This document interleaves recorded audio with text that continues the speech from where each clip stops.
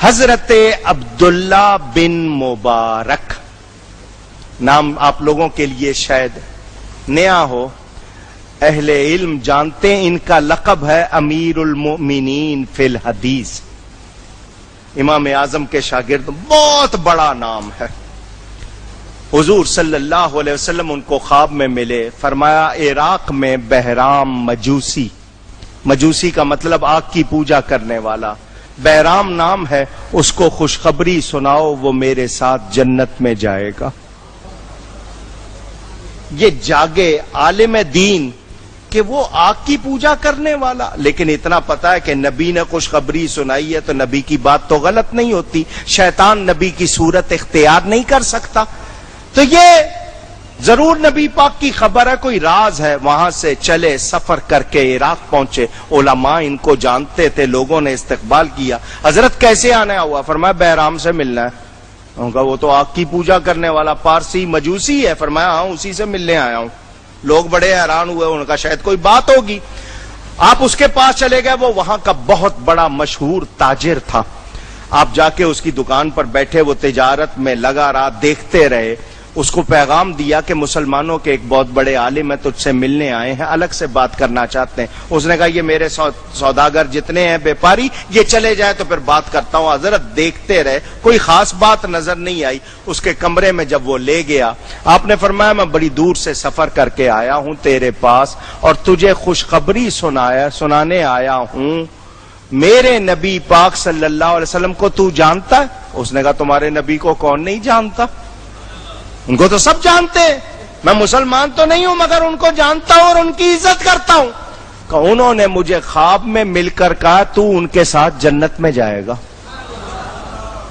وہ سناٹے میں ہے، ہاں تو اے بہرام میں پوچھنے آیا ہوں، مجھے بتا تو نے کون سی نیکی کی ہے، مہینے میں، 2 مہینے میں، 6 مہینے میں، بتا تو نے کون سا نیک کام کیا ہے۔ اس نے کہا جی نیک کام کیا کرنے، کاروبار کرتا ہوں، کبھی کسی غریب کی مدد کر دی، کو کسی کو کپڑا دے دیا، پیسے دے دیے، اور کیا۔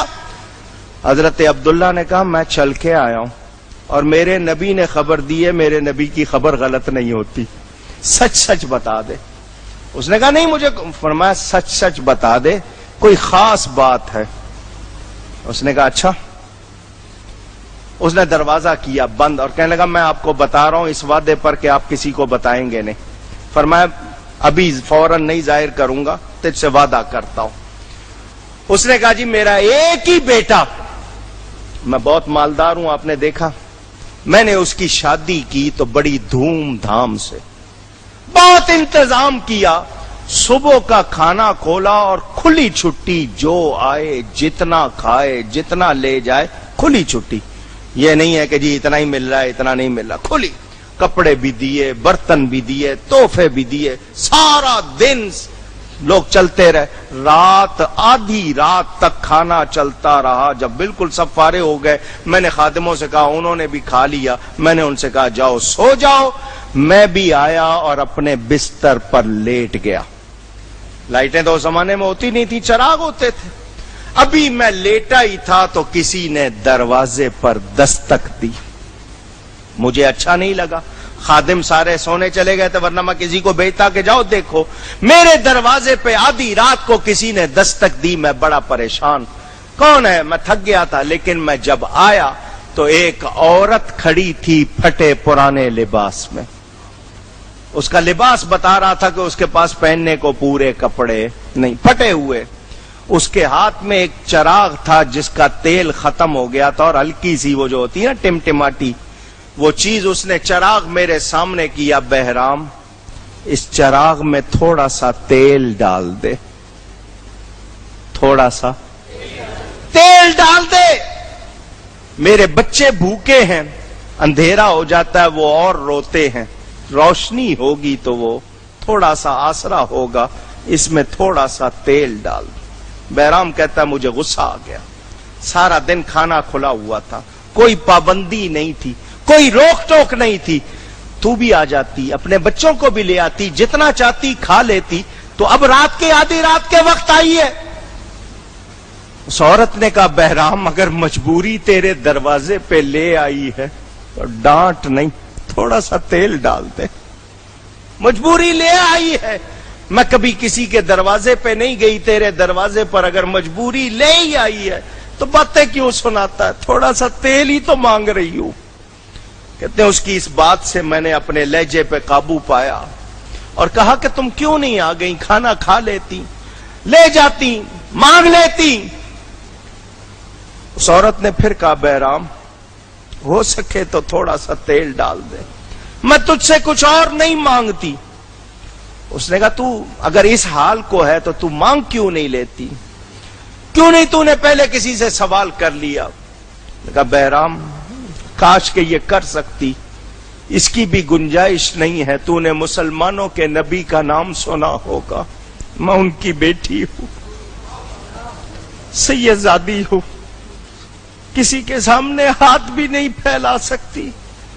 آج مجبوراً تیرے پاس آ گئی ہوں, میری شرم رکھ لے.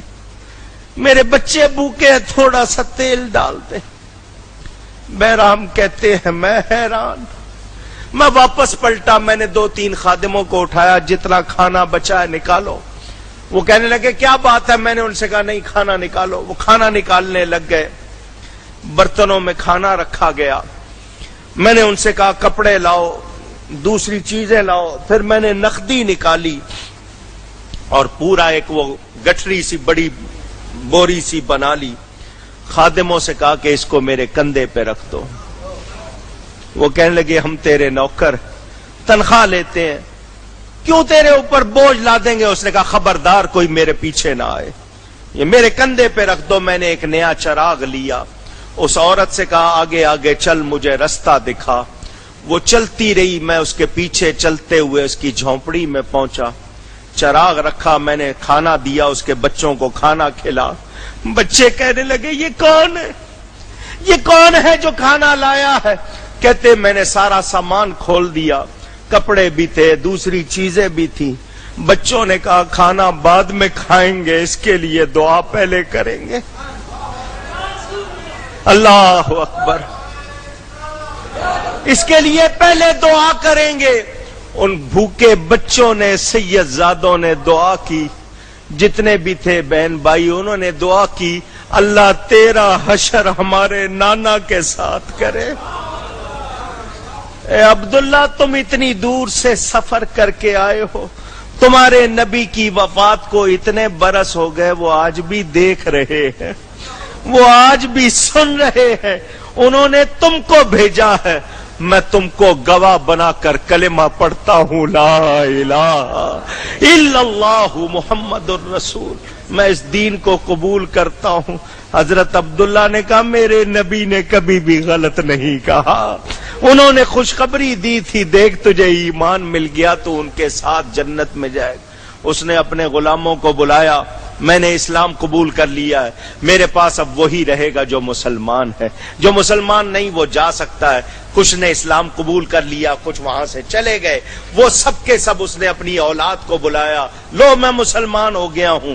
انہوں نے بھی اسلام قبول کر لیا. بولو میرے نبی کی آج بھی مدد ہے یا نہیں؟ جو تعظیم کرے فائدہ ہے یا نہیں؟ ایک غیر مسلم نبی کی اولاد کا ادب کر رہا ہے تو ایمان مل رہا ہے, جنت مل رہی ہے, نبی کا ساتھ مل رہا ہے. تو جو مسلمان کہلائے اور نبی کا ادب نہ کرے اس کو کچھ ملے گا؟ بس ایک ہی نسخہ یاد کرنا, نبی کی عزت کرنی ہے, ان کی تعظیم کرنی ہے, ان سے محبت کرنی ہے, اور اس معاملے میں رعایت. گفتگو میں مجھ سے کوئی غلطی ہوئی ہو اللہ کی بارگاہ میں توبہ کرتا ہوں. وآخر دعوانا ان الحمد للہ رب العالمین.